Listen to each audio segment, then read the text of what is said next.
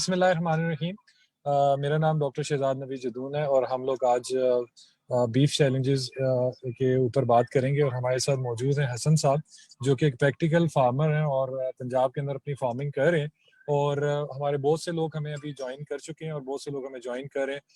आप तमाम लोगों को मालूम है कि ये सेशन रिकॉर्डेड भी है। जो भी आज इसके ऊपर यूजफुल डिस्कशन होंगी, आप बाद में उस सेशन को भी देख सकते हैं और उसका लिंक भी हम आपसे शेयर करें। जो आज की डिस्कशन है उसको हम जो ब्रेक डाउन करेंगे, पहले तो हम ये पूछेंगे हसन साहब कि वो खुद क्या कर रहे हैं, उनके ऑपरेशंस क्या हैं, फिर उसके बाद वो बीफ इंडस्ट्री को कैसे देखते हैं। और जो लोग भी हमें ज्वाइन करें उनके माइक ओपन होंगे और ड्यूरिंग द सेशन हम उनसे भी रिक्वेस्ट करेंगे कि they should participate, they should share their experience और वो अपने क्वेश्चंस भी जरूर पूछें, ताकि एक eight the end of the day हम इस टाइम इन्वेस्टमेंट से कुछ ना कुछ अच्छी डिस्कशंस लेके चलें और कोई ना कोई ऐसी हमें लीड जरूर मिले कि जो हम अपने तई अपनी अपनी फील्ड में बैठ के अगर उन पर काम करें तो eight the end of the day हम वापस इस सेगमेंट को डिलीवर बैक कर सकें। तो मैं अगेन हसन खान साहब को वेलकम करता हूं। Sir, thank you very much for giving your time. So आप बताएं कि सर आप इस वक्त क्या फार्मिंग कर रहे हैं, अपने ऑपरेशंस के बारे में थोड़ा सा इंट्रोडक्शन दें, ताकि हमारे देखने और सुनने वाले जितने भी लोग हैं नाजरीन, वो जान सकें कि आपका ऑपरेशन है क्या बेसिकली। ठीक, बिस्मिल्लाहिर्रहमानिर्रहीम। Thank you for giving me this opportunity. मैं अपना पहले इंट्रोडक्शन करा दूं। मेरा काफ़ी have a very weird background. मैं तो by training I am a software engineer. मैं अमेरिका में होता था, वहाँ से मास्टर्स किया कंप्यूटर साइंस में, 10-11 साल जॉब किया and I had no plans of becoming a farmer. फिर वो 2002 में suddenly my father passed away, so I had to come back and take over the farms. अब एक फार्म कसूर में है, एक सादकाबाद में है, तो I have to manage both of them. उसका वो IT का तो मेरा जॉब ऑलमोस्ट खत्म ही हो गया, फिर का फुल टाइम फार्मर ही हूँ। जो फैटनिंग ऑपरेशंस हैं मेरे, जो वो कसूर के फार्म में हैं। I started about 6 years back. बीच में 1-1.5 साल का गैप था। तो वो ओरिजिनली मैंने जो अपना फार्म प्लान किया था, वो मैंने किया था, बिलीव इट और नॉट, के गोबर के लिए, कि मैं क्लोज्ड ऑपरेशन फार्म के लिए करना चाहता था, कि जो मैं जानवरों का गोबर, इनका वेस्ट मैं चाह रहा था कि बाकी फार्म पे उसको यूज करें। वो आपको पता है उससे वो what the advantages are. I was willing to run this business on break-even basis as long as I kept getting enough गोबर, ये गोबर की स्लरी हो जाए, वो मैं यूज कर सकूं for biogas and for fertiliser. तो ये था 2015, हाँ 2015 होगा। फिर वहां से वो 25 जानवरों से शुरू किया, फिर FML आ गया, FML के साथ एक लॉट निकाला, दैट कोलैप्स्ड। फिर since then I have been doing it on my own. तो it's been going pretty good. अभी तक तो प्रॉफिट में ही गए हैं सारे लॉट। ये वाला लॉट जरा मुश्किल हो गया है, I don't know how it's going to do, क्योंकि आपको पता है वो इनपुट कॉस्ट इतनी ज्यादा हो गई हैं। तो मैं बेसिकली अपना जो फार्म ऑपरेशंस हैं वो I concentrate more on mechanisation and avoid hiring labour. तो उसमें मैं जो फॉडर साइड है ना, जो फॉरेज साइड, वो हे यूज करता हूँ। I don't use silage, I don't use green fodder, क्योंकि मेरे ख्याल में दोनों ही वेस्ट ऑफ लेबर हैं। साइलेज हम अगर आपके पास और कुछ नहीं है तो कर लें साइलेज टू प्रिजर्व फॉडर, लेकिन I am not in favour of silage either. तो अभी तक तो ये हे मैं रोड ग्रास और अल्फा अल्फा का लूसन का यूज करता हूँ and I have been very happy with it. और साथ ऑब्वियसली वो वंडा होता है और मैं TMR बना के उनको फीड करता हूँ। तो I'm fortunate that I have my own land, तो इसलिए hay production is not a problem for me. इस वक्त कोई 5 एकड़ पे लगा हुआ है रोज ग्रास और 9 एकड़ पे लूसन, जिसका मैं हे बनाता हूँ। Okay. तो कॉस्ट मेरी usually people ask, this is the first question कि आपकी कॉस्ट क्या आ रही है। 2018-19 तक तो मेरी पर केजी गेन कॉस्ट आती थी 180, थोड़ी देर के लिए 190 पे गई थी, बट 180 ऑन एवरेज आप समझ लें। और उस वक्त बिक जाता था जानवर 210, 215, 220 तक भी बिक रहे थे। तो अब ये कॉस्ट मेरी क्रॉस कर गई है 200। वो कुर्बानी के जानवरों के लिए तो it's okay, but for beef animals it's just not big enough margin. अगर 220 पे बिकें तो it's not worth all the trouble. तो अब देखते हैं क्या होता है। वो पिछले मैंने जैसे जिक्र किया, मेरा पिछला लॉट वो ले गए थे वो नारंग मंडी में, स्लॉटर हाउस थे, उनको पसंद आ गए जानवर, तो 240 पे ले गए थे। अगर तो वो 240 पे इस दफा भी ले जाते हैं तो आई बी वेरी हैप्पी। तो इस वक्त मेरे पास 80 जानवर खड़े हैं, 50 बीफ के हैं और 30 हैं कुर्बानी के। उसमें से 2 मैं रख रहा हूँ, but they are because they are too good to let go. उनकी मैं I am going to start breeding Cholistani. I'll try to keep them as pure as I can, क्योंकि एक उनमें से है वो he performed amazing। वो कोई 3-4 महीने तक 1.6 kg डेली गेन कर रहा था। वो Wow. भी डाली थी ग्रुप में। Very beautiful animal. और एक दूसरा है वो ही इज जस्ट ब्यूटीफुल। वो उसका गेन इतना अच्छा नहीं, बट स्टिल अराउंड 1 kg। तो I hope to start breeding them. अभी को चोलिस्तानी गाय ढूंढूंगा कहीं से कोई अच्छी 2-3, तो आई विल स्टार्ट ब्रीडिंग। ये this is about the shortest I can do. अब किसी को इस पॉइंट पे कोई क्वेश्चंस हैं तो I will be happy to answer. उसके बाद मैं जरा बिगर डिस्कशन करना चाहूंगा about the industry as a whole. लेकिन if somebody wants to know anything about my farm. अच्छा सर, यहाँ पे एक मेरा क्वेश्चन है, इससे पहले कि हमारे बाकी लोग अपना हाथ रेज करें। जैसे कि आपने बताया कि जो आपका इसका तो ऑपरेशन है वो अप्रोक्सीमेटली 80 एनिमल्स पे कर रहे हो, और आप नाउ यू आर सेइंग कि अर्लियर आपको जो कॉस्ट थी, जो cost per KG of meat थी, वो रीजनेबल थी और there was a profit margin, and now आपको चैलेंज हो रहा है। तो डू यू थिंक कि अगर हम इसको डबल करते हैं तो would it not be diluting the cost per KG? नहीं होगा। मैंने दैट्स डेफिनेटली ट्रू। मेरे पास इस वक्त 100 की कैपेसिटी है फार्म पे। I have tried, attempted to expand twice before कि मैं 300 की कैपेसिटी करना चाहता था। तो लेकिन यूज एट द फार्म वो लीगल इशू से I almost lost half my farm.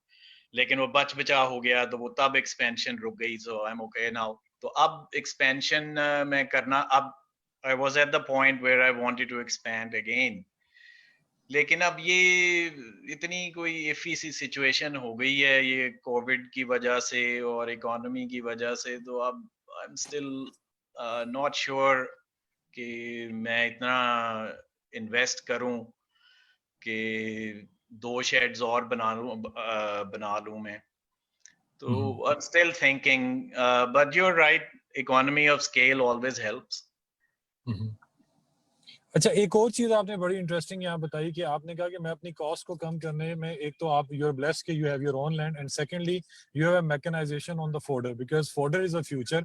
और अगर जब हम लाइफ स्टॉक को और एग्रीकल्चर को इंटीग्रेट करेंगे और एग डिसरप्टर्स लेके आएंगे, तो हम्म, प्रॉबेबली हमारी कॉस्ट ऑफ इनपुट्स वो कम होगी। और जैसे कि आपने बड़ी अच्छी स्ट्रेटेजी बताई कि you don't go for the silage और green fodder, you straight away go for the hay, because उसके लिए मैकेनाइजेशन हैं और आपके पास ऐसी फैसिलिटीज हैं जिनके थ्रू आप कर सकते हो, और जहाँ पे आप लेबर रिड्यूस कर सकते हो, क्योंकि जहाँ पे लेबर इंटेंसिव काम होता है वहाँ पे प्रॉबेबली सम टाइम, अब हम ये देख रहे हैं कि पाकिस्तान जैसे मुल्क में भी एफिशिएंसी जो है ना वो आपकी कॉम्प्रोमाइज होती है।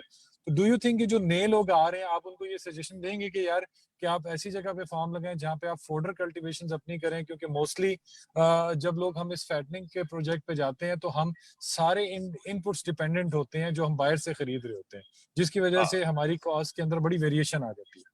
हाँ हाँ, नहीं एग्जैक्टली अपना फॉर्डर ग्रो करें आप, वो दैट गोज, आजकल की इकोनॉमी में that should go without saying कि आप खरीदेंगे अगर हे और फॉर्डर, तो इट्स नॉट वर्थ इट। काफी महंगा पड़ता है खरीदने से। इस वक्त मेरा ख्याल कोई 25 रुपए केजी है रोड्स ग्रास है, और को 32 रुपए था। आई मे बी रॉन्ग, मेरी इंफॉर्मेशन शायद पुरानी हो। तो इस पे इतना महंगा खरीद के आप नहीं चला सकेंगे। Hopefully in next few years के हमारी फॉडर प्रोडक्शन, प्रिजर्व फॉडर, ये हे और साइलेज इतना ज्यादा हो जाएगा कि कॉस्ट शुड कम डाउन। उस वक्त शायद हम खरीद लें। लेकिन अभी अगर आप, मेरे ख्याल में 200 जानवर अगर आप ये मल्टी कट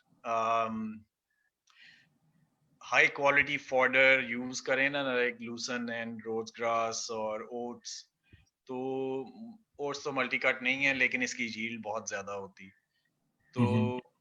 इस तरह आप 20 एकड़ में मेरे ख्याल में you can run a 200 head animal, अगर आप बाकी टीएमआर प्रॉपरली फॉर्मुलेटेड हो। इस वक्त मैं 80 जानवर कर रहा हूँ 12 एकड़ पे, ओके। इंक्लूडिंग द डेयरी, वो कोई 1.5 पौने 2 एकड़ में है। हम्म। और आप 20 एकड़ पे 200 जानवर आप कर सकते हैं। That's what I would recommend new commerce के, गो फॉर दैट। लेकिन फिर वो जगह जगह पे डिपेंड करता है वेयर योर लोकेशन इज, वहां पे क्या आपको सूटेबल है। But that's the general view that I have. I think this is a very generous comment on point यहाँ पे कि ऑफ कोर्स हमारा अब ये जो फोडर और हे मेकिंग के जो प्रोसेस हैं वो इतने आम हो जाएंगे तो कॉस्ट ऑफ प्रोडक्शन कम हो Yep, जाएगी, क्योंकि yep. स्केलिंग ऑफ प्रोडक्टिविटी बढ़ेगी। मुझे याद है 2008 में सर फर्स्ट टाइम हमने ना पंजाब गवर्नमेंट के साथ मिलकर साइलेज का प्रोडक्ट इंट्रोड्यूस कराया था, और we are now seeing it कि इट्स गोइंग वेरी वेल। और हाँ दूसरी जो चीज, मैं एक और कल एक सर्वे पढ़ रहा था, क्योंकि being software engineer you would agree on this fact कि ऑलमोस्ट कोई 46% of the globe is having access to internet. So by 2023 it would be like around 57 or 58%, which means that कि अब आगे जो आने वाले टाइम है बाहर अगर आप देखते हैं तो वहां पे तो एग्रीकल्चर के अंदर बहुत से ऐसे डिसरप्टर्स हैं जो नई टेक्नोलॉजीज हैं जहाँ पे आप फ्यूचर प्रोडिक्शन पे काम कर रहे हैं, प्रोडक्टिविटी पे काम कर रहे हैं, आपकी लेबर कम हो रही है और आपकी मैकेनाइजेशन से चीजें बेहतर हो रही हैं। आप बेसिकली क्योंकि सॉफ्टवेयर इंजीनियर हैं, क्योंकि मैं समझता हूँ जो मैं अपना मेरा एक्सपीरियंस है इस इंडस्ट्री में, अभी तक हम कोई ऐसा अपना लोकलाइज सॉफ्टवेयर नहीं बना सके जो कि हमें एटलीस्ट फॉर्म इकोनॉमिक्स या फॉर्म ऑडिट पे हेल्प करे। तो do you think is this a need for this software? नहीं है, बिल्कुल है। That's the future. आप अगर लार्ज स्केल हम ये इंडस्ट्री डेवलप करना चाहते हैं with maybe 500 to 1,000 animals to a farm, और जब तक हम उस लेवल पे नहीं जाएंगे हमारी इकोनॉमिक्स विल नॉट इम्प्रूव। तो वो आप रजिस्टरों पे तो नहीं ना मैनेज कर सकते with new all nutrition management और जो वेट्स एंड हेल्थ, उसकी monitoring of the herd, you have to have software. आप उसके बगैर आजकल के ज़माने में it's very difficult to manage. Yes. I think Okay. This could be a potential lead. अगर हम लेट्स से जो भी हमारे बड़े इदारे हैं उनके साथ मिलके, अगर क्योंकि हमें लोकल इक्वेशंस डेवलप करनी है, अगर वो करके हम सॉफ्टवेयर डेवलप कर लें तो प्रोबेबली हमारे पास बड़े स्मार्ट सॉफ्टवेयर हों जो कि एटलीस्ट हमें on the spot form economics के बारे में बता सकें और हमें प्रेडिक्शंस दे सकें कि हमें कैसे करना चाहिए और रिकॉर्ड कीपिंग कैसे करनी चाहिए. मेरा ख्याल है हमारे साथ कुछ क्वेश्चंस भी हैं.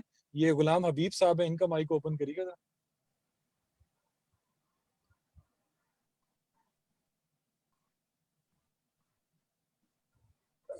सर गुलाम हबीब साहब, आप मुझे सुन रहे हैं? ओके, तनवीर भाई बैठे हैं. तनवीर भाई का कोई क्वेश्चन है तो, क्योंकि तनवीर भाई भी माशाल्लाह एक रिनाउंड न्यूट्रिशनिस्ट हैं, बड़ा अच्छा एक्सटेंशन पे काम कर रहे हैं और he is also working for the farmers and he has a very good noble idea कि हमें रीजनल वाइज यूनिवर्सिटीज और फार्मर्स को आपस में ब्रिज करना चाहिए और we should start building up the small project. तो मैं ख्याल है तनवीर भाई would like to add something and he can ask you directly something. Sure. जी, हसन खान साहब, पहले तो बहुत शुक्रिया आपकी, काफी अच्छी इसमें इंफॉर्मेटिव टॉक रही है. मेरा सिंपल सा यही क्वेश्चन है कि टीएमआर हमारा नॉर्मली अभी तक कमर्शियल लेवल पे कहीं पे प्रोडक्शन नहीं हो रही. ज्यादातर टीएमआर की प्रोडक्शन जो है वो फार्मर जो है वो अपने लेवल पे खुद उसको कर रहा है. तो क्या इस तरह की कोई अपॉर्चुनिटी हो सकती है पर्टिकुलरली सदर्न पंजाब की साइड पे कि अगर जो कंसंट्रेट मिक्स है उसके साथ कोई टीएमआर भी कोई पार्टी उसमें आ सके?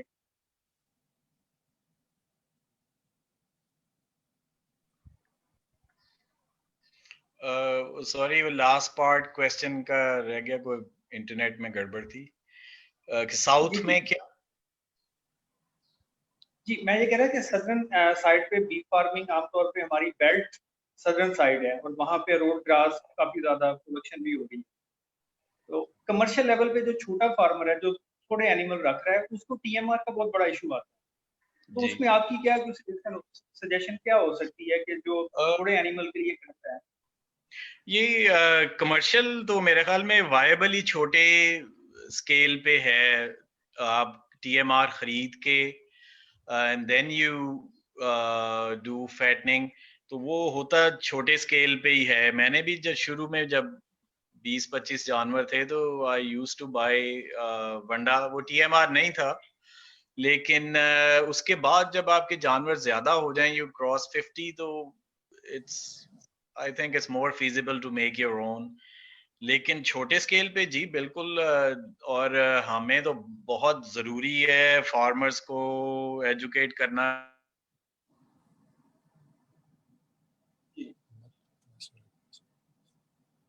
दूसरा मेरा ये कि हमारा जो फीड प्लॉट का एक ग्रुप व्हाट्सएप पे चल रहा है, काफी जी. एक्टिव ग्रुप है और उसमें काफी इनपुट्स भी आ रही होती हैं. तो क्या ऐसा नहीं हो सकता कि यूएस के साथ भी कुछ लोग जो हैं वो इंटरेक्टिव हैं? इसी तरह टूरिस्तान वेटरनरी यूनिवर्सिटी बन गई है, एरिड का है, ये सारे वेटरनरी फैकल्टीज यहाँ पे मौजूद हैं. तो फार्मर्स के लिए अगर हम कोई इस तरह का कोई इंटरेक्टिव जो है वो एक्टिविटीज उसको डिजाइन कर लें, तो रादर देन के जो है वो हर बंदा अपनी अपनी एक डोमेन में करे, तो एक सिंगल अम्ब्रेला के अंडर, जिस तरह ये अभी कह लें कि शहजाद नवीद ने ये बड़ा अच्छा शुरू किया है, काफी अरसे इस कोविड में ये अपॉर्चुनिटी भी मिली है. क्योंकि फार्मर्स की हमारे पास यहाँ पे पर्टिकुलरली बखर और लिया से हमारे पास एनआरएसपी के अंडर फार्मर आते हैं जिनको हम ट्रेनिंग भी देते हैं. अब हाँ. फार्मर्स की इतनी ट्रैवलिंग और उसकी कास्ट को मैनेज करना मुश्किल हो जाता है. तो इसमें हमें आप लोगों की हेल्प चाहिए होगी कि अगर ऑन फार्म वहीं पे हम कोई इस तरह की चीजें मैनेज कर लें जिसमें आप लोग जो है वो हमें कह लें कि थोड़ा सा कॉपरेशन मिल जाए कि ऑन फार्म ट्रेनिंग जो है उसको हम लॉन्च करें.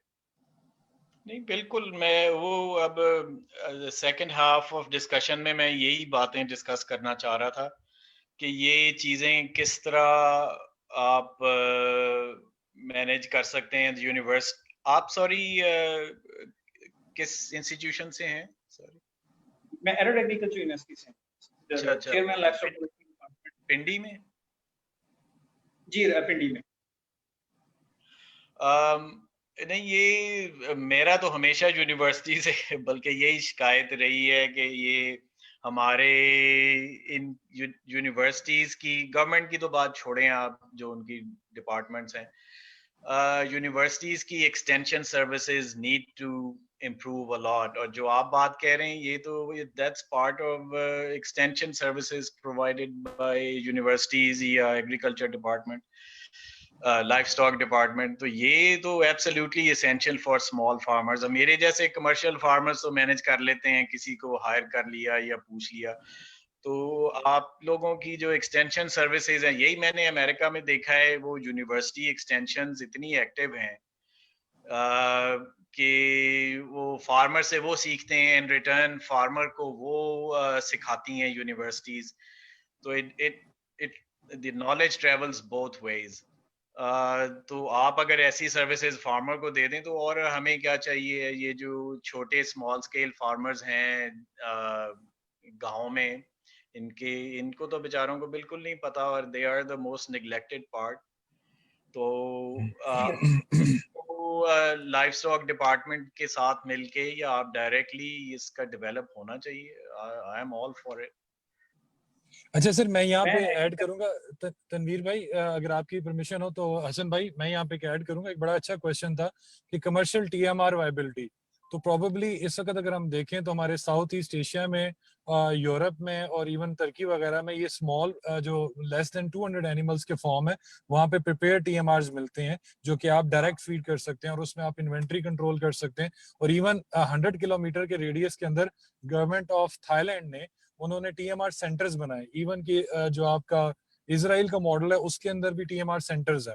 तो मेरा ख्याल है कि this is, I work on this and I will share with Tanveer भाई एज वेल, कि ये बड़ा सिंपल सा प्रोजेक्ट है, लेकिन इसके अंदर आप फार्मर की कॉस्ट को कम कर सकते हैं, उसकी क्वालिटी को कंट्रोल कर सकते हैं और यूनिफॉर्मिटी ला सकते हैं at the end of the day feed के अंदर। और he can at least meet the KPIs through feed, जो कि हम सेट कर सकते हैं। सेकेंडली, जो एक्सटेंशन का सर जो आपका आइडिया, ऑफ कोर्स इस वक्त जो तनवीर भाई भी बता रहे हैं कि इशू क्या है कि एवरी यूनिवर्सिटी और most of the departments they are doing, सिर्फ क्या है कि हमारी क्लैरिटी और अलाइनमेंट नहीं है आपस में। जबकि जो तनवीर भाई का आइडिया, इट मेक सेंस के अगर जो भी ग्रुप्स या जितनी भी यूनिवर्सिटीज काम कर रही हैं, वो एक पेज पे आके एक ब्लूप्रिंट बना लें और उसके बाद अपने अपने रीजन्स में काम करें और क्वार्टरली मीट करें कि जी this is what we have done, this is what you have done, and we can bring in some of the, जो आपका क्वार्टरली एक मैगजीन निकल सकता है जिसके अंदर तमाम चीजें आप डिस्प्ले कर सकते हैं कि these were the local successes और ये हमारी R&D में बैक पे चल रहा है और ये फार्मर्स के प्रॉब्लम्स हैं, उनको हम इंटरकनेक्ट कर सकते हैं। हम इस तरह करते हैं, हसन भाई आप अपना सेकंड प्रेजेंटेशन का पार्ट शुरू करें, फिर एट द एंड हम दोबारा अपने सेशन क्वेश्चंस आंसर लेंगे, क्योंकि हमारे साथ बड़े सीनियर लोग मौजूद हैं। अफजल साहब का भी मैं देख रहा हूं और बाकी लोग भी ऐसे मौजूद हैं जो कि बड़ा अच्छा इनपुट दे सकते हैं। तो you can start your second part and then we can bring in the more questions in. हाँ, वो उसके लिए मुझे वो एक चीज भूल गई कि वो आपके पास वो डॉक्यूमेंट है जो मैंने पोस्ट की थी, या इसमें जूम में शेयर करने का कोई तरीका है? आप इस पे, आपके पास शेयर योर स्क्रीन है, वहां पे आप कर सकते हैं। अच्छा,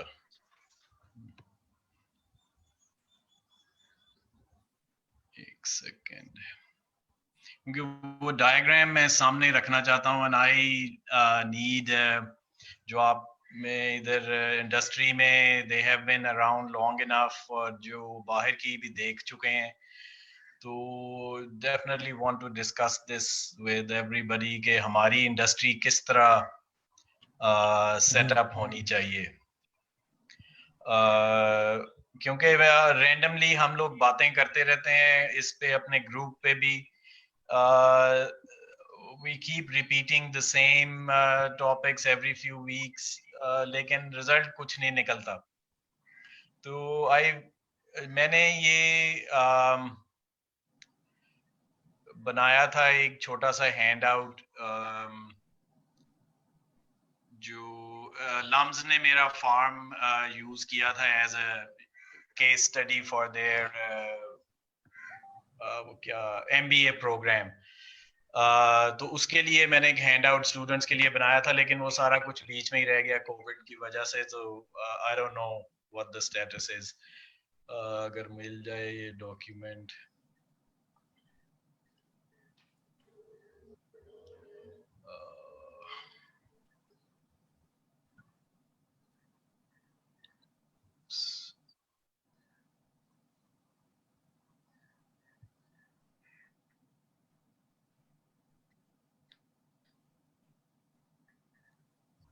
सॉरी ये जरा कोई इशू नहीं। स्क्रीन की बॉटम पे ग्रीन बटन है, शेयर स्क्रीन, उस पर क्लिक करें हाँ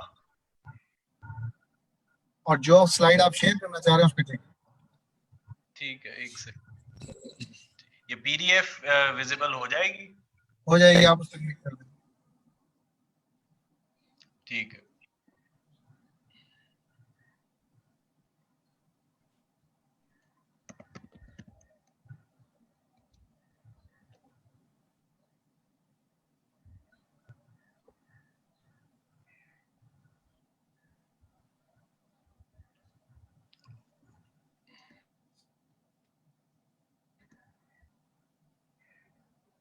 अच्छा ये डॉक्यूमेंट तो आ गई।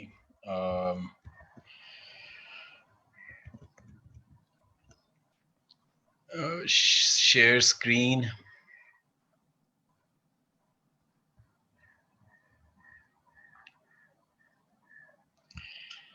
अब ये डायग्राम नजर आ रही है अभी?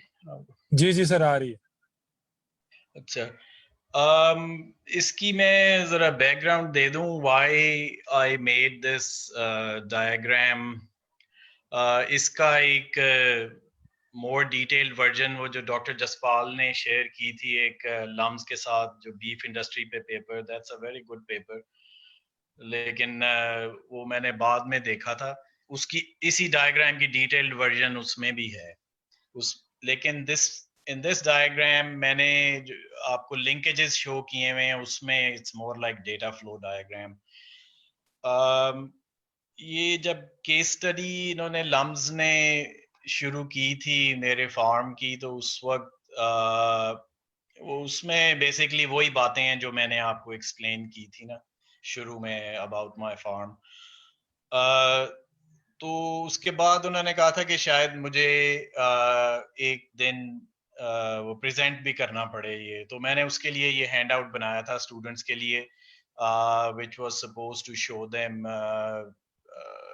how the industry is supposed to be set up और हमारे मुल्क में किस तरह ये सेटअप है।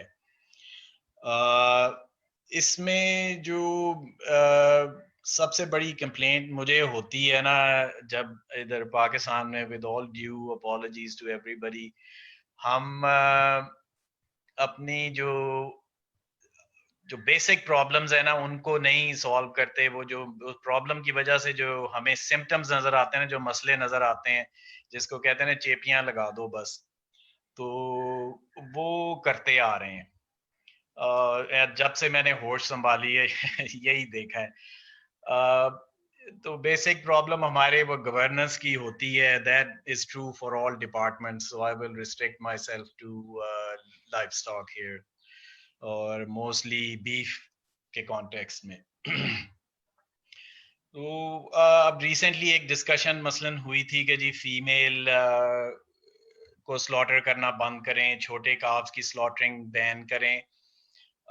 As far as I see it, ये अगेन वही पैच वर्क है कि सिम्टम्स आप ट्रीट करते रहें, the disease remains where it has always been.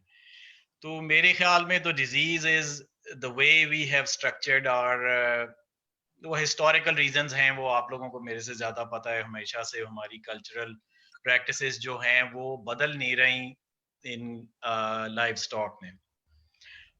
हमने मंडी को ही सेंटर रखना है अपना, मंडी से ही is becomes centre to all operations including जो कमर्शियल जो सोफिस्टिकेटेड एक्सपोर्टर्स हैं वो भी मंडी सेंट्रिक हैं। तो उसको मैंने हाईलाइट करने के लिए, इस प्रॉब्लम को हाईलाइट करने के लिए ये डायग्राम बनाई थी, वेरी हाई लेवल व्यू कि जो मेरे अमेरिका से एक्सपीरियंसेस हैं, जो पिछले 20 साल से मैं पाकिस्तानी एग्रीकल्चर देख रहा हूँ, उसको ये दोनों से जो मेरी समरी है ना वो ये डिप है। So I will start from number 1, जो I think most of you will agree, हमारे जो ब्रीड बड़ी प्रॉब्लम है क्योंकि हमारे पास बीफ की ब्रीड है ही नहीं। We have some good dual purpose breeds लेकिन dedicated beef breed नहीं है।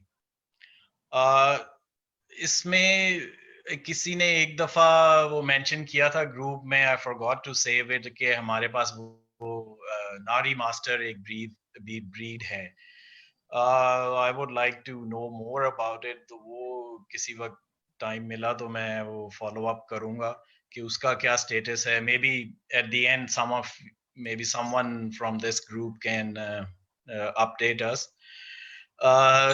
तो Yes sir, ये I am from Balochistan and नाड़ी में लसपिला यूनिवर्सिटी से हूँ. तो जी जी नाड़ी मास्टर हमारे ही रीजन का है. ठीक है. तो हाँ वो breed सुना तो यही था, बलूचिस्तान से डेवलप हुई, लेकिन किधर गई ब्रीड? वाई? लेकिन अस्सलाम वालेकुम. मैं जरा ये नंबर 1 कंप्लीट कर लूं, फिर आप नंबर 1 रिलेटेड माइक बंद कर दीजिए. क्वेश्चंस कर लेंगे. जी जी सर, आप पहले कंप्लीट कर लें, उसके बाद फिर हम इनवाइट करते हैं सबको. ठीक है. तो ये एक तो मेरे ख्याल में जो अब तक मैंने सीखा है कि हमें 2 टाइप्स की ब्रीड चाहिए. एक तो डेडिकेटेड बीफ ब्रीड, उससे हम काउ काफ ऑपरेशन कर सकें and we don't milk it. दूसरा वो डुअल पर्पस ब्रीड भी डेफिनेटली हमें चाहिए. मैं आगे वो एक्सप्लेन करूंगा कि वो क्यों, कि जो बीफ और दूध दोनों में यूजफुल हों. फिर तीसरी साइड है स्ट्रिक्टली मिल्किंग ब्रीड्स. वो आपको वो तो डेयरीज में हैं, बहुत अच्छी अच्छी ब्रीड्स हैं. मैं दैट्स गोइंग ऑफ टॉपिक, वो उस पे नहीं मैं कोई बात करूंगा. तो ये ब्रीड्स मेरे ख्याल में, अब मैं आपको एक एग्जांपल देता हूँ. मैं गया था अमेरिका एक फार्म विजिट करने, फिनिशिंग फार्म, बीफ फार्म था कोलोराडो में. उस फार्म पे 25,000 जानवर थे and that's considered middle level size wise, middle of the road farm.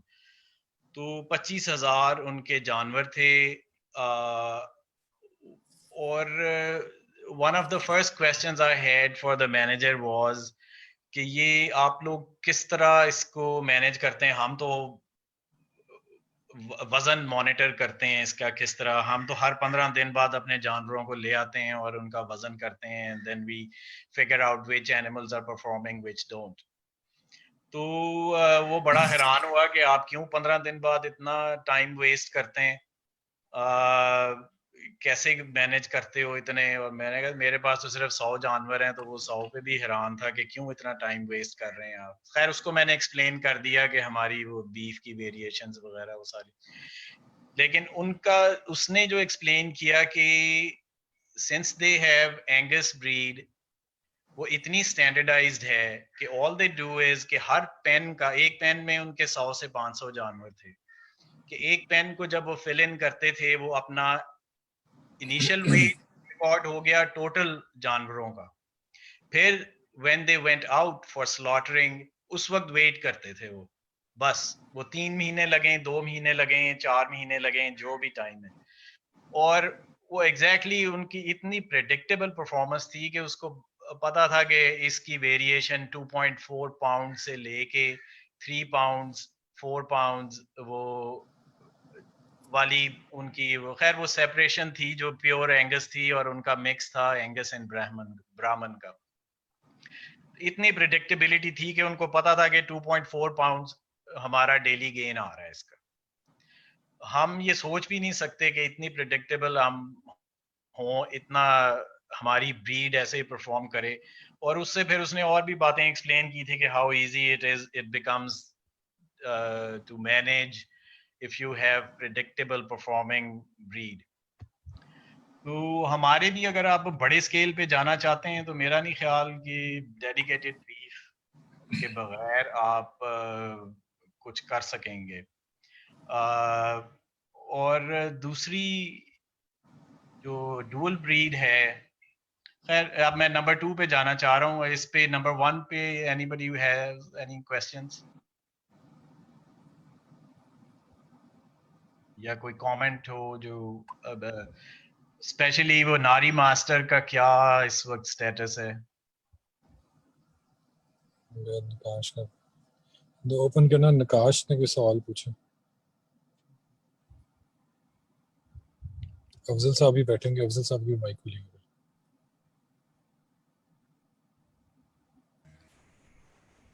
अस्सलाम वालेकुम।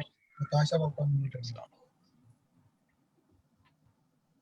आप लोग डिस्कस कर रहे थे breed development and other R&D, और क्योंकि नाड़ी मास्टर का आपने जिक्र किया था, तो I can been into this breed for almost like 20 years, कुर्बानी के पर्पज से मेनली। ऑल्सो हैड एक दफा चांस हुआ था इसको पालने का। ब्रीड बहुत अच्छी है, अनफॉर्चुनेटली डेवलपमेंट नाम की कोई चीज नहीं है जैसे होता है। आई विश के जिस तरह से वो दिया जाए, इतनी ज्यादा कंसंट्रेशन की है गवर्नमेंट ने साहिवाल पे डेवलपमेंट बनाए में, नाड़ी मास्टर पे कुछ नहीं किया। नेचुरली अभी भी वो एग्जिस्ट करती है, बहुत अच्छे अच्छे स्पेसिमेन है। I mean I can tell you, I bought 18 month old animal weighing around 750 kg। अभी वो ये काबिल भी नहीं था। तो इस तरह की उसकी वेट गेन बहुत अच्छा है। सिब्बी में मेला लगता है हर साल मार्च में। इस साल नहीं लगा अनफॉर्चुनेटली कोविड की वजह से, मगर वहां पर बहुत अच्छे स्पेसिमेन है। अनफॉर्चुनेट एक और बात, अगर कराची में अगर आप जाए ईद के दिनों में जो मंडी लगती है, I mean an animal can sell up to like 2-3 millions easily, 2-3 million। I mean average weight वहां पर यानी 2-3 मिलियन PKR जानवर, I mean I have seen it. मैंने खुद 5 लाख का एक दफा जानवर लिया था, that was around like 800 kg plus. तो अब इसको ब्रीड नहीं कर रहे इसको टू मैं आपको बताता हूँ। असल में ना, यानी जो लोग हैं ना सिब्बी और बलूचिस्तान के, they keep animal close to their heart. यहाँ पर अगर कोई बलूचिस्तान या सिब्बी का होगा तो आपको बताएगा। I told you I have been into this breed for 20 years। मैंने मंडियों में कभी भी फीमेल काउ नहीं देखी, यानी कोई हाइफर कुछ भी नहीं आई, हमेशा मेल्स ही आते हैं। सेकेंडली, अगर आज भी ब्रीडिंग स्टॉक लेने के लिए जाऊं तो आई मीन समझ लें कि एक हाइफर मुझे राउंड अबाउट 500,000 PKR से ऊपर कॉस्ट करेगी। एक हाइफर की बात बता रहा हूँ। वाओ। एग्जामिनेशन नाम की कुछ चीज। हाँ, दिस हैज टू चेंज कि आपके पास अगर कोई इस तरह की अच्छी चीज है तो that I can tell you it is an amazing. ये 2 kg पर डे होना वेट गेन कर सकता है, आराम से कर सकता है। इसकी height I can tell you, इसकी एवरेज हाइट ही आई मीन 5.5 से ऊपर होती है। I am talking about shoulder height. लेकिन बीफ ब्रीड को ज्यादा हाइट में होना नहीं चाहिए। बट इट्स लाइक इट्स का जो कार्कस वेट है ना, मैं हर साल मैंने को 15-20 सालों से सैक्रिफाइस कर रहा हूँ। Its average meat yield is more than 55%। Wow. And with very less fat. Beef breed अगर आपके पास हो प्रॉपर तो वो इसी रेंज में होना चाहिए। हाँ, आई कैन टेल यू, एक तो 55% इसका लीन मीट है और उसमें फैट कंटेंट नेचुरली बहुत कम होता है। आई कैन टेल यू, मैंने 20 सालों के अंदर 20 जानवर ज़िबा किए होंगे ईद के ऊपर। मल्टीपल जानवर भी खरीदे हैं इसी ब्रीड के, स्पेसिफिक टू दिस ब्रीड, और इसका मीट यील्ड बहुत अच्छा है, more than 55%, I can say easily. हाँ, तो ये see this leads to another point कि ये हमारे पास ये जीन्स मौजूद हैं, इतनी हाई परफॉर्मेंस ब्रीड्स हैं, फिर वो भागनारी भी है जो उधर बलोचिस्तान में, तो उधर से क्यों नहीं ये शुरू होता हमारी एक वाहिद प्राइवेट फार्म है, अभी एक भाई ने बनाया है, फेसबुक पे उनको फॉलो करता हूँ। उन्होंने स्टॉक जमा करना शुरू किया है, मगर वो जिसे कहते हैं ना कि it's not even a peanut. हाँ, that's true. वो that leads me to the second जो इधर डायग्राम में नंबर 2 पॉइंट है, कमर्शियल ब्रीडिंग। अब आई एम अस्यूमिंग कि चलो हमारे पास ब्रीड आ गई, किसी ने यूनिवर्सिटी ने डेवलप कर ली या नारी मास्टर को हमने डेवलप कर लिया, so what do you do with it? अब एक जो आप अमेरिका या यूरोप में देखें, जिनकी ये इतनी वेल डेवलप्ड इंडस्ट्री है, that works like well oiled machine, जितनी एफिशिएंट हो सकती हैं ये इंडस्ट्रीज वो हो चुकी नहीं। इनका एक सोर्स होता है प्योर ब्रीड्स का, वो उनके तो यूजुअली प्राइवेट फार्म्स होते हैं, बिकॉज उनकी इकोनॉमी कैन सपोर्ट देम, वो अपनी एक वो ब्रीडिंग फार्म्स होंगे, वो प्योर एंगस ब्रीड कर रहे होंगे, एक फार्म होगा वो प्योर हेयरफर्ड कर रहा होगा, कोई दूसरे फार्म्स होंगे वो शारोले को कर रहे होंगे, and they don't mix them with any other breed, उन्हीं की सिलेक्टिव ब्रीडिंग कर करके वो कॉन्स्टेंटली इंप्रूव होते रहते हैं। फिर वो they are the source of, they are the gene pool, वहां से फिर वो आगे वो they sell them to commercial जो मल्टीप्लाइंग फार्म्स हैं, वो फिर आगे मिक्स मैच करते रहते हैं अपनी लोकल रिक्वायरमेंट्स के मुताबिक। जैसे मैंने ये कोलोराडो का फार्म किया था, क्योंकि वहाँ पे गर्मियों में बड़ी गर्मी हो जाती है, तो उन्होंने एंगस के अंदर 25% ब्राह्मण मिक्स किया था।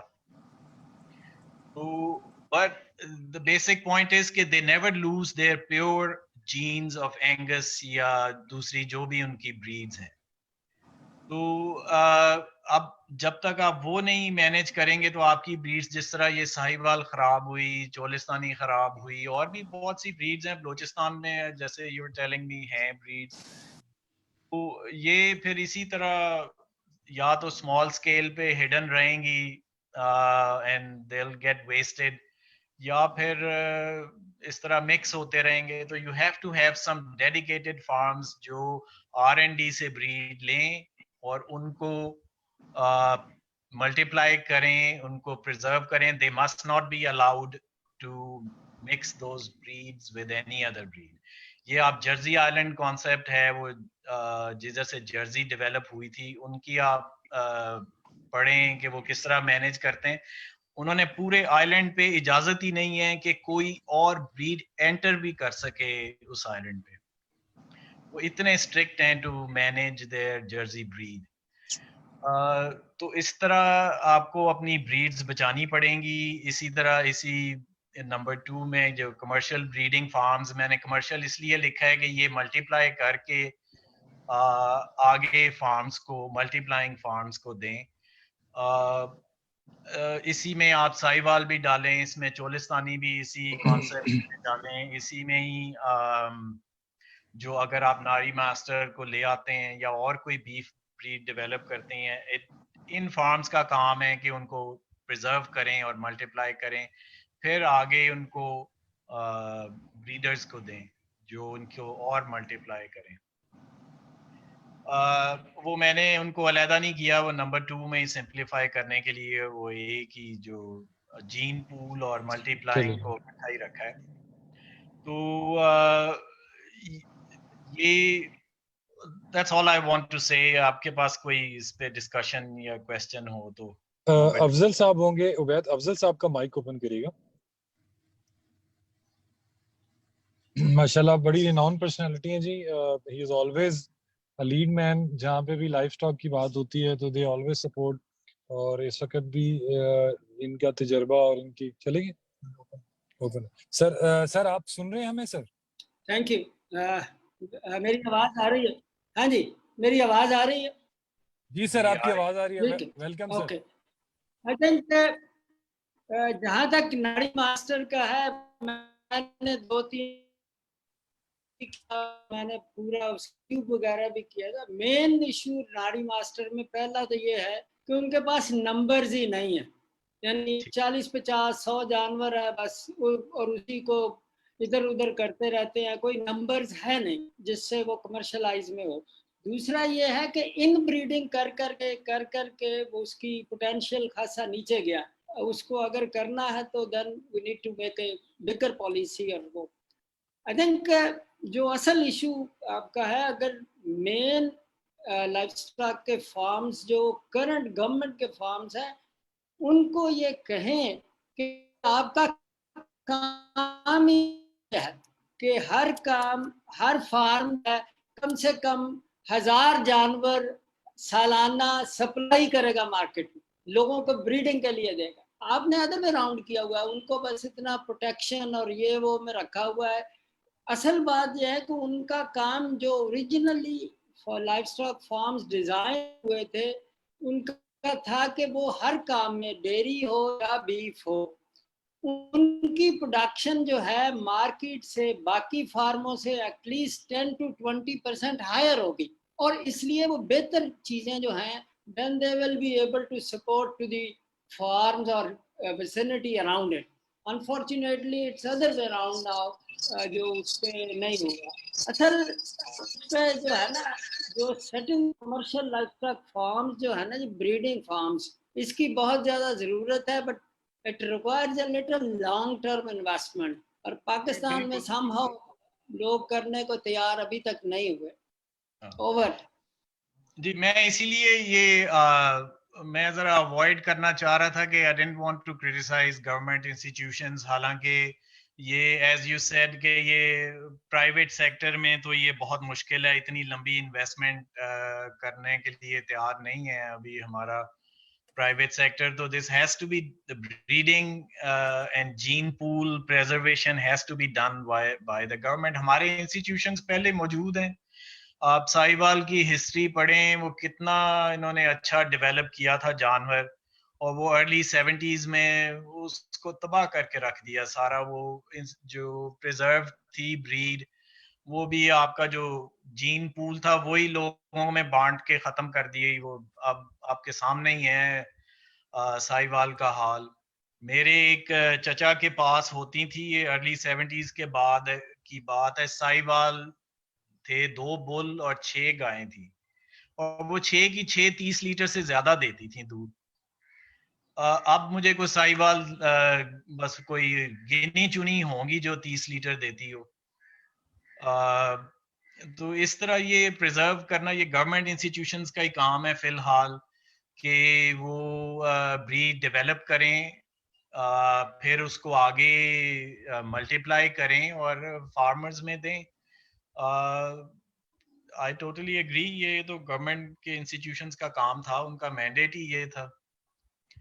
तो लेकिन अनफॉर्चुनेटली वो सिचुएशन आपके सामने है, लेकिन दिस हैज टू चेंज। अब इसके अलावा हमारे पास कोई चारा नहीं है, ये ब्रीड्स ना हुई प्रॉपर तो ये बीफ इंडस्ट्री कहीं नहीं जाएगी, इसी तरह हम स्मॉल स्केल ऑपरेटर्स ही रहेंगे।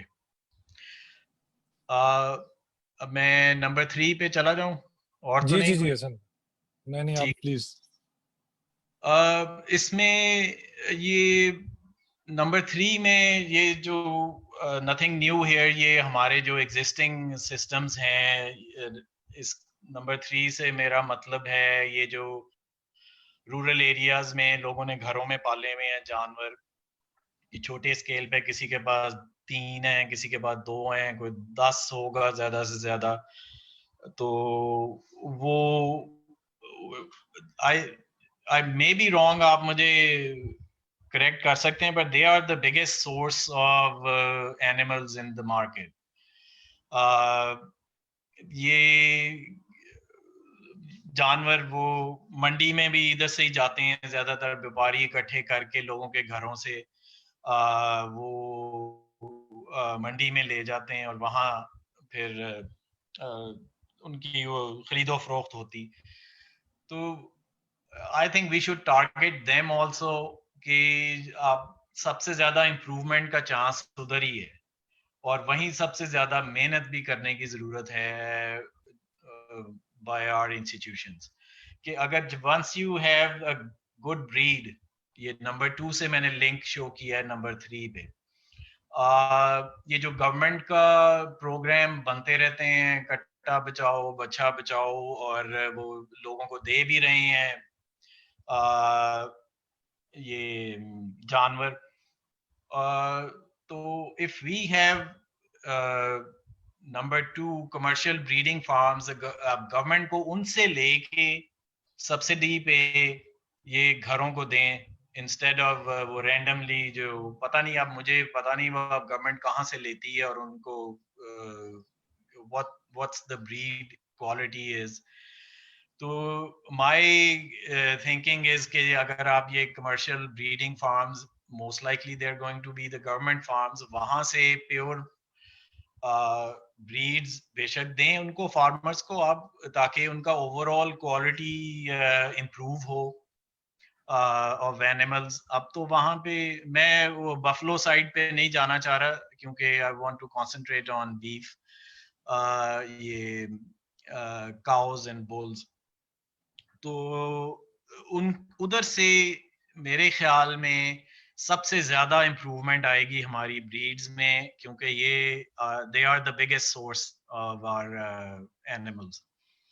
तो उधर से अब वहां पे डुअल पर्पस ब्रीड का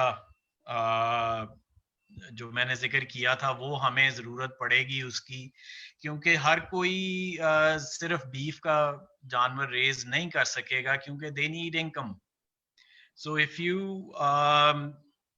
have good dual purpose breed, ये हमारे चोलिस्तानी, साहिवाल और दूसरी बहुत सी ब्रीड्स हैं, ये डुअल पर्पस हैं, इनसे डिसेंट दूध अगर आप इनको इम्प्रूव करें तो दूध की प्रोडक्शन तो मेरे ख्याल में इजीली कैन बी डबल्ड सिर्फ सिलेक्टेड ब्रीडिंग से। तो ये जानवर आप इनको दें, ये अपनी दूध की इनकम भी मिलती रहेगी और साथ आपके लिए वो हाई क्वालिटी बीफ जानवर भी तैयार करेंगे ये लोग, प्रोवाइडेड कि आप बीफ की जानवर की वैल्यू, जो मेल काफ की वैल्यू उनको दें, क्योंकि अभी तो वो फीमेल रख लेगा और उसको पता है मेरे से इसमें से दूध मिल रहे हैं, तो बीफ को तो वो फटाफट बेचने की करते हैं ना। तो इफ दे नो कि मेरे ये 100 kg का हो जाएगा, वीनिंग करके मैं बेचूं तो मुझे इतने अच्छे पैसे मिलेंगे, तो वो क्यों नहीं रखेगा। तो यहीं पे मैं वो भी पॉइंट जो बार बार उठाया जाता है कि छोटा जो एनिमल है, there should be a ban on slaughtering of small animals. तो मैं usually I am against any kind of bans, ना फीमेल पे ना। आपको यही सोचना पड़ेगा कि ये क्यों लोग why do they think it's economical to sell their male calf, छोटा काफ बेच दें या फीमेल को स्लॉटर कर दें। There is always an economic reason कि ये लोग क्यों स्लॉटर कर रहे हैं इसको। And the more philosophical point is कि as a feedlotter या exporter, I don't have the right to take away somebody else's rosy. अगर वो बेचना चाह रहा है तो बेचे, मुझे क्या हक है कि मैं इसलिए बैन करवा दूं कि मेरे फीडलॉट को जानवर मिलते रहें या मेरी डेयरी को जानवर मिलते रहें। The thing to do is to fix the fundamentals, और वही मैं पॉइंट इधर इस डायग्राम में बनाना चाह रहा हूँ कि वो फंडामेंटल्स को किस तरह ठीक करते हैं, कर सकते हैं हम। तो इसमें नंबर 3 में एनी क्वेश्चंस?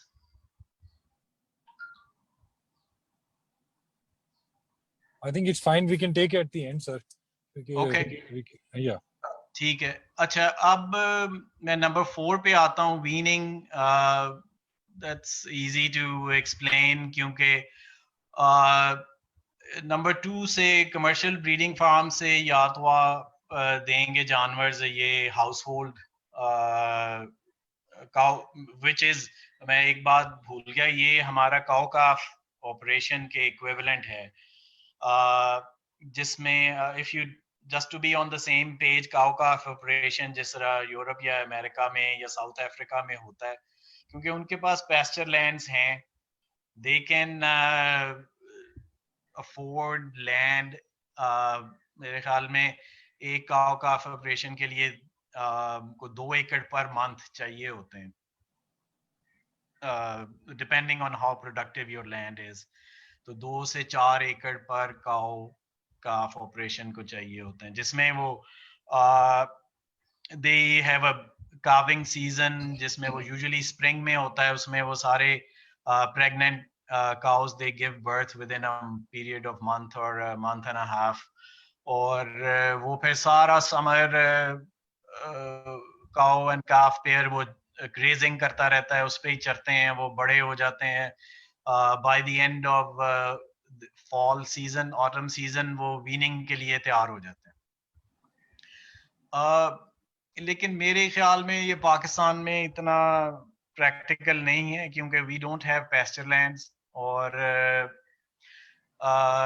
इसका जो मेरे ज़हन में ऑल्टरनेट आता है ना, वो यही है नंबर 3 के ये जो हमारा biggest source of animals is house hold raising, वहाँ पे आप स्टेज तक आपको जानवर वहाँ रख सकते हैं उस हाउस होल्ड में। तो एक तो वीनिंग उधर से हो जाएगी, दूसरा आप वीनिंग फार्म्स भी होते हैं कि वो छोटे जानवर खरीद लेते हैं या इधर से ब्रीडिंग फार्म से, and then they go on from there. Weaning का, in case somebody doesn't know, weaning में जब वो काउ से मदर से the calf is separated from mother, उसको weaning कहते हैं ना। तो अब वीनिंग की स्टेज से भी आप वीन्ड जानवर भी दे सकते हैं इन्हीं हाउस होल्ड फार्म्स को, कि बजाय इसके कि वो काउ का ऑपरेशन घर में रन करें, आप उनको काफ दें, और as long as they know कि they are going to get a good value of this calf at the end of fat जो उसकी बैकग्राउंडिंग पीरियड, तो वो रखेंगे काफ लोग और उसको खिलाएंगे भी, उसको मोटा भी करेंगे, और they can sell it to either to mandis और वो नंबर 5 पे बैकग्राउंडिंग फार्म्स को दे सकते हैं। तो इसमें काफी फ्लेक्सिबिलिटी आ जाएगी आपकी। और नंबर 5 पे अब मैं जाऊंगा, जो वीन्ड जानवर आपके पास आएंगे, हो सकता है ये नंबर 4 और नंबर 5 एक ही फार्म हो। मैंने तो ये कंसेप्चुअल डायग्राम बनाई है ना, तो प्रैक्टिकली तो implementation can be any number of permutations. तो नंबर वीन जानवर आप बैकग्राउंडिंग में ले आए, I think who's been around beef industry, तो बैकग्राउंडिंग का मतलब पता ही होगा आपको। इसमें 100 kg से आपने 200 kg पे लेके जाना है जानवर को with cheapest possible feed.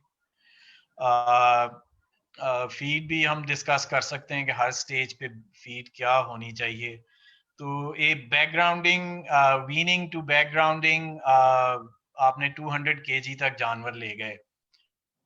अब ये फार्म्स पे, प्रोफेशनल फार्म्स पे भी हो सकता है, and as I said before, वो नंबर 3 पे लोगों के वो घरों से भी आ सकते हैं गुड क्वालिटी जानवर।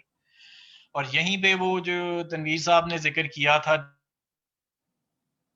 जाने का, वो that's where that intervention helps, कि नंबर 3 पे आप हाउस होल्ड फार्म्स को ये TMR का कॉन्सेप्ट दें या उनको मार्केट करें एट रीजनेबल कॉस्ट, ताकि अगर वीन्ड जानवर वो खरीदता है फार्मर, तो वो TMR formulated for small animals they उनको, और उससे डेवलपमेंट आपको पता है बहुत अच्छी होगी अगर न्यूट्रिशन उसकी अच्छी होगी जानवर की। इसी तरह बैकग्राउंडिंग पे भी ये इधर you can have commercially backgrounding farms, और वही हाउस होल्ड फार्म से बैकग्राउंडेड जानवर निकल सकते हैं। फिर वहां से नंबर 5 से आइडियली जानवर सारे जाने चाहिए हैं टू फिनिशिंग स्टेज, लेकिन वो होता यही है अभी कि वो जो घरों से जानवर निकलते हैं वो मंडी में चले जाएंगे, और मंडी से फिर फिनिशिंग फार्म्स खरीदेंगे, फीड लॉट्स खरीदेंगे। अगर आप इंडस्ट्री को प्रॉपरली सेटअप करना चाहते हैं तो ये फॉर्मल बैकग्राउंडिंग फार्म्स से ही फिनिशिंग में जाने चाहिए। ये अभी बैकग्राउंडिंग बहुत कम हो रही है। आई am not aware of any commercial farm जो बैकग्राउंडिंग कर रहा हो। हालांकि बड़ा अच्छा हो जाता है, वही बात कि अगर आपके पास थोड़ी सी ज़मीन है तो उस पर बैकग्राउंडिंग बहुत अच्छी हो जाती। मैंने बता रहा था अभी जदून साहब को कि मैं बैकग्राउंडिंग सिर्फ grazing on road grass and 2 kg corn per animal, तो वो पहले महीने 800 ग्राम उन्होंने गेन किया, दूसरे महीने वो 1.2 kg पर डे गेन किया उन्होंने। उनको शाम को हम 2 kg कॉर्न देते थे और साथ रोड ग्रास में लूसन मिक्स करके हे। सारा दिन वो चरते थे रोड ग्रास फील्ड में, और शाम को उनको हे मिक्स देते थे, लूसन, रोड ग्रास और 2 kg पर जानवर कॉर्न। वो TMR नहीं बना रहे थे हम, और कोई एक्स्ट्रा चीज नहीं, सिर्फ इन चीजों पे वो जो आखिरी महीने में उन्होंने मुझे 1.2 kg ADG दिया। तो इसलिए मैं कह रहा हूँ कि ये बैकग्राउंडिंग के प्रॉपर फॉर्म्स होने चाहिए ताकि वो फिनिशिंग के लिए तैयार हों। उसके बाद 7 इज फिनिशिंग, वो हम काफी डिस्कस करते रहते हैं उसका, जो आखिरी 3 महीने 4 महीने in the life of the काव, उसमें तो वो high protein high energy diet, वो TMR वो मतलब one of the most critical steps आपकी बीफ इंडस्ट्री में यही है, और इसके बगैर आप हाई क्वालिटी बीफ प्रोड्यूस नहीं कर सकते। So we all know the importance of finishing. अब जो सिचुएशन इस वक्त है आपकी लोकल मार्केट में, तो बहुत ही कम इसकी कंजम्पशन है फिनिश्ड जानवर की हाई क्वालिटी की, which is number 8 और number 9 एक्सपोर्ट वाले, they do give you some premium, लेकिन अभी ना जानवर उस क्वालिटी के प्रोड्यूस हो रहे हैं, ना ही वो रेट मिल रहे हैं हमें। लेकिन this has to change। मेरा जो स्ट्रॉन्ग बिलीफ है ना, एक्सपोर्ट से ज्यादा the opportunity is in the local market। Local market. जो local market is mostly untapped के हाई क्वालिटी बीफ की। जो इस वक्त सिचुएशन है ना लोकल मार्केट की, वो इधर the lower class Yeats it, वो लो क्वालिटी, वो आपको पता है वो जो जानवर जिस तरह के ज़िबा होते हैं मार्केट में,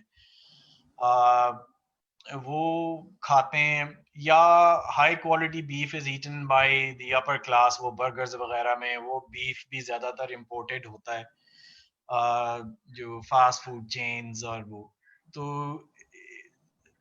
जो मिडिल क्लास है ना, जो मिडिल में लोग हैं, असल अपॉर्चुनिटी उधर है कि आप उनको मार्केट करें।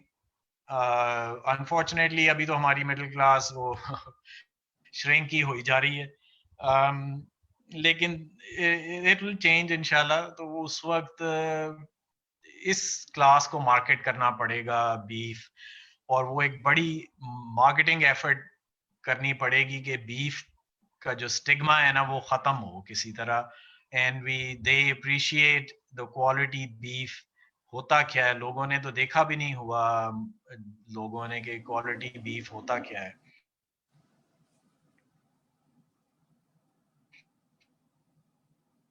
तो पता है, लेकिन वास्ट मेजॉरिटी डजंट नो।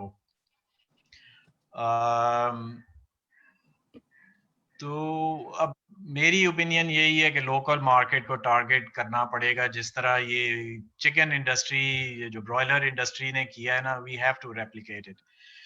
तो ये जो मैंने डायग्राम बनाई हुई है, this is not, I didn't invent it, मैंने तो ये सिर्फ जो देखा है बाहर मुल्कों में जहाँ पे इतने एफिशिएंटली ये इंडस्ट्री चल रही है, उनको वो किस तरह इस चेन को वैल्यू, बीफ वैल्यू चेन को मैनेज करते हैं।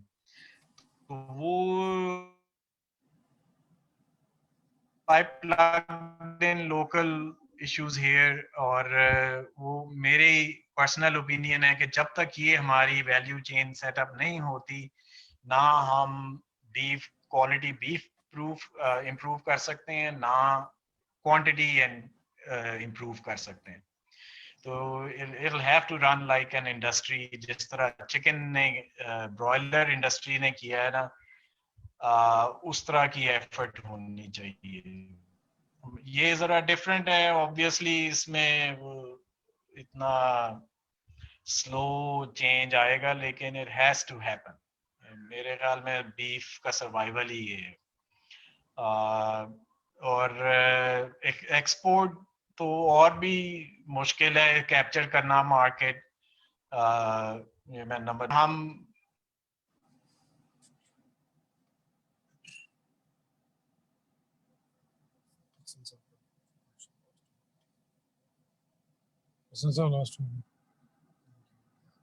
हेलो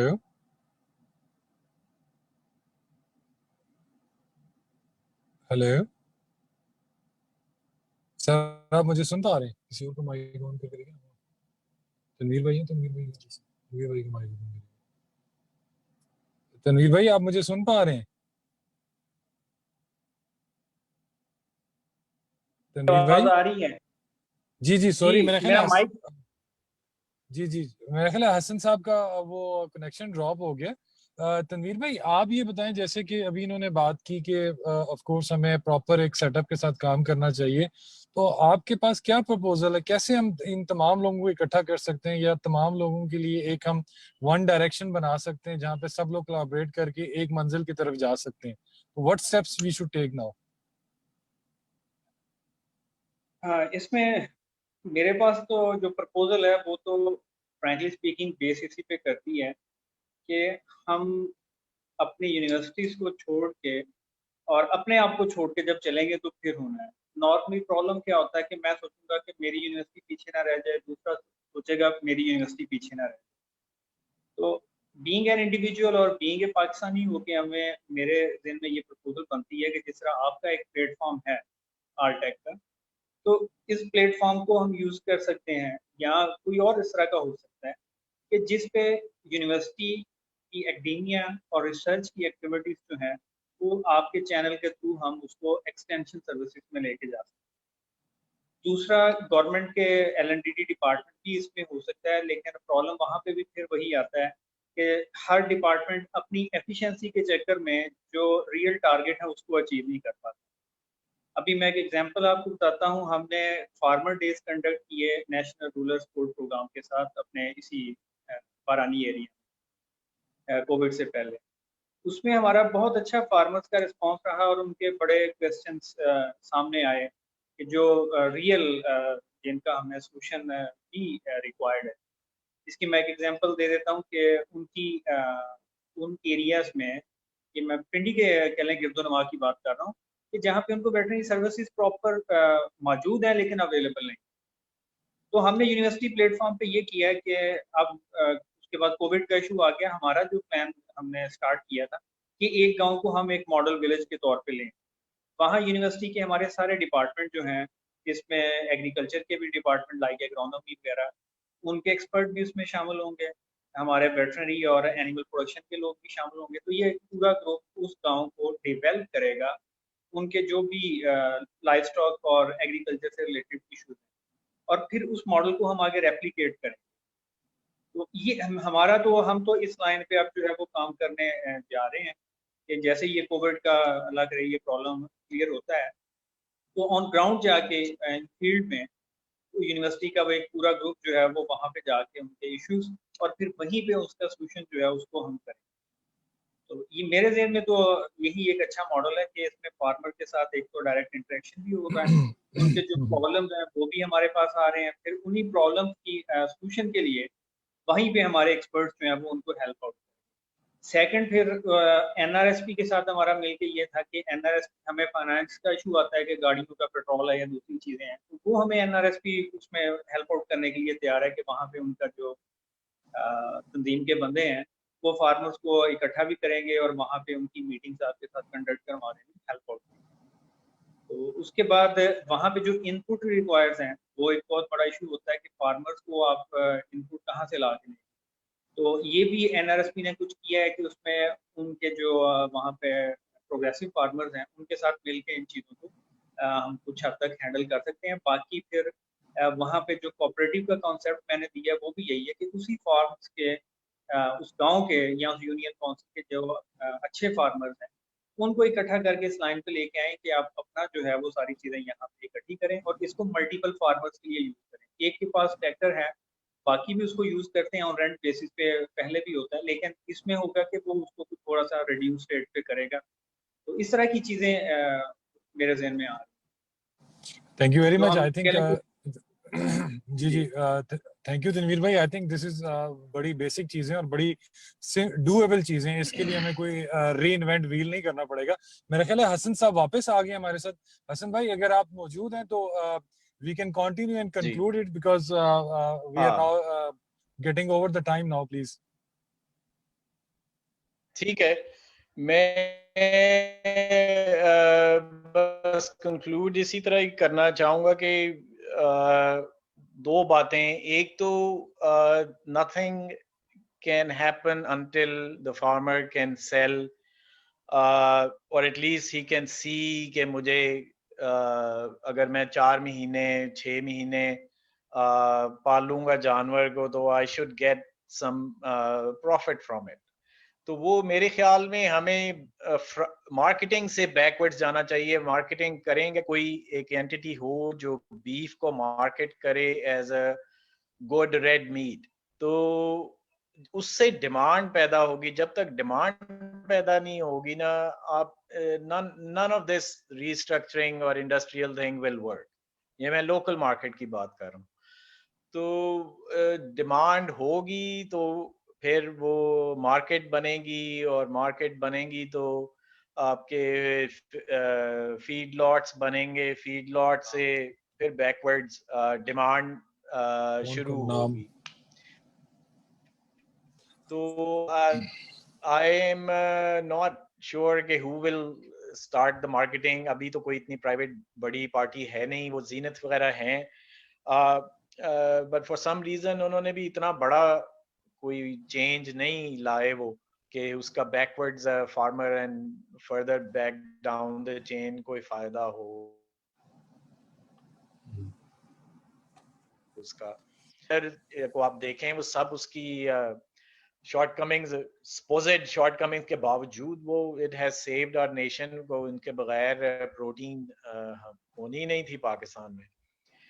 तो it has to start from marketing और फिर पूरी चेन एस्टेब्लिश हो all the way back to R&D। तो that's our long term goal. Long term मेरे ख्याल में 5 से 10 साल, इससे ज्यादा नहीं। और मैं जब से होश संभाली है यही सुनते आ रहे हैं कि छोड़ो जी ये तो हम इंपोर्ट कर लो, क्या करना है मेहनत करके, इतना टाइम लगेगा, दुनिया किधर से किधर चली गई, हम अब R&D का टाइम नहीं है। तो वो अगर ये 20 साल पहले हमने ये कुछ किया होता तो आज we would have been a big player in beef market। तो जिस वक्त भी शुरू करें, मेरा नहीं ख्याल इस चेन के बगैर बीफ इंडस्ट्री प्रोग्रेस कर सकती। But that's my opinion. I think these are very true findings. I think these are very true findings and thank you very much for your time. And I'm sure because ये जो beef industry है बड़ी इस वक्त hot topic भी है and people want to जो है ना want to search out इस avenues के ऊपर लोग काम कर रहे हैं। Of course इसके अंदर बहुत से ऐसे सीनियर लोग हैं जिन्होंने काम किया, जिसमें डॉक्टर मोहसिन कियानी भी हैं और बहुत से ऐसे लोग हैं जिन्होंने इस पे काम किया। और मेरा ख्याल है अभी जैसे डॉक्टर तनवीर ने और जैसे अफजल साहब ने और बाकी तमाम लोगों ने पार्टिसिपेशन किया और जैसे आपने भी बताया कि अब हमने उन डॉट्स को कनेक्ट करना है, क्योंकि बिकॉज जो तमाम बातें सुनने के बाद जो मुझे समझ आई है कि सबसे पहले तो हमें उन डॉट्स को कनेक्ट करना है और अपनी अपनी एरियाज ऑफ एक्सपर्टीज डेवलप करनी है and we should get the good people on board ताकि वो काम करें। क्योंकि मैं भी बैठे बैठे मेरे जहन में एक आइडिया है, because we can work on the TMR to give, because being a nutritionist we can straight away work on the TMR project and facilitate the small farmers. अगर वो स्मॉल फार्म पे बैकग्राउंडिंग पे भी काम करते हैं तो फिनिशिंग के फॉर्म्स हम डेवलप कर सकते हैं। Secondly I personally think of we were discussing that we should come up with some model के beef in brief, कि आपके पास एक छोटा सा वीकली या आपका मंथली एक न्यूज़लेटर होना चाहिए जिसमें आप अपने लोकल क्रेडल्स को इन्वॉल्व करें और उनकी सक्सेस स्टोरीज को शेयर करें, बेशक ये लोकल लैंग्वेज में हो। And I am sure Tanveer sahab जैसे और भी बहुत से हमारे ऐसे लोग हैं जो हमें इस पे सपोर्ट कर सकते हैं। और I am telling you now this is a digital time जिसमें आपके पास इतना एक्सपेंस भी नहीं होना।